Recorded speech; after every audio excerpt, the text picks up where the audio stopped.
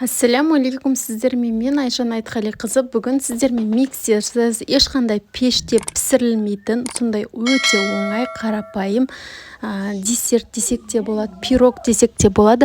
Соны жасайтын боламыз. Сондықтан міндетті түрде менімен бірге болып, каналыма тіркеліп алыңыздар. Қолжетімді заттардан жасалады: банан, печенье, сметана және де сгущенкадан.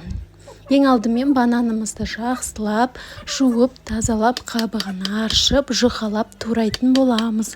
Осылай жұқағып тураңыздар. Енді бананды қалауларыңызша, бұдан да көбірек қып қосамын десеңіздер, қоссаңыздар болады.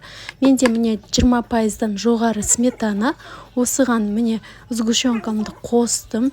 Енді екеуін араластырамын. Араластырған кезде өте көп араластырып тұрмаңыздар, иә. Себебі сұйық болып кетпеу керек та, крем қоюлығын сақтап тұру керек. Осылай араластырсаңыздар жеткілікті. Ең бастысы бір-бірімен араласуы. Енді ыдысымызды аламыз да, кез келген форма бола береді. Сіздердің үйлеріңізде қандай форма бар, соған сай жинасаңыздар болады. Менде осындай төртбұрышты форма екен.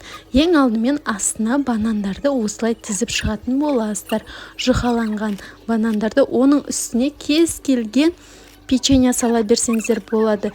Мейлінше жұқалау болса, кремді соғұрлым жақсы өзіне сіңіреді. Сондықтан өздеріңіздің үйлеріңізде қандай бар, соны қолдана берсеңіздер болады. Ең бастысы өте қатты болмау керек, өте жұмсақта болмау керек. Осындай орташа, осындай төртбұрышты, неше түрлі қазір печеньялар көп қой, соны қолдана бересіздер. Енді үстіне қайтадан қатармен печенье қойдым. Одан кейін қайтадан кремді жағамда банандарымды тізетін болам. Осылай рет-ретімен істеп шығатын боласыздар. Одан кейін міндетті түрде тоңазытқышта сақтаңыздар, бетін жауып. Егер де бір түнге қойып қойсаңыздар, керемет болып шығады. Егер асығып тұратын болсаңыздар, онда 2-3 сағатқа қойсаңыздар болады. Одан кейін барып жей берсеңіздер болады.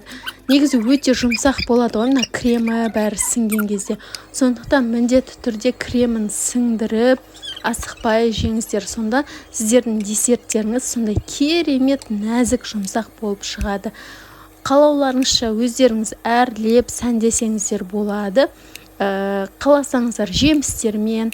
Мен үйде менде шоколад бар екен, сол шоколадты сақтап турадым да, осыны бетіне себетін боламын.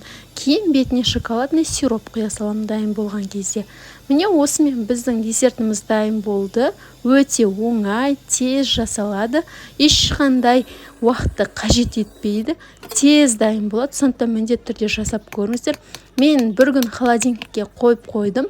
Енді осыны бөліктерге бөліп кесіп көрсететін боламын. Қараңыздар, жұмсақ, керемет болып шыққан. Енді дәмі деген ерекше.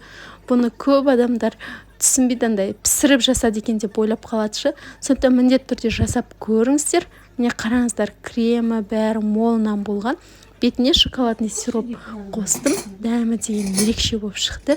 Сіздер де жасап көріңіздер. Менің каналыма тіркеліп алыңыздар. Менің рецепттерім өте қарапайым. Айжан Айтқалиқызы деп іздесеңіздер шығамын. Жақындарыңызбен бөліссеңіздер болады. Қараңыздар, жұмсақ. Міне, дәмі деген ерекше. Ас болсын.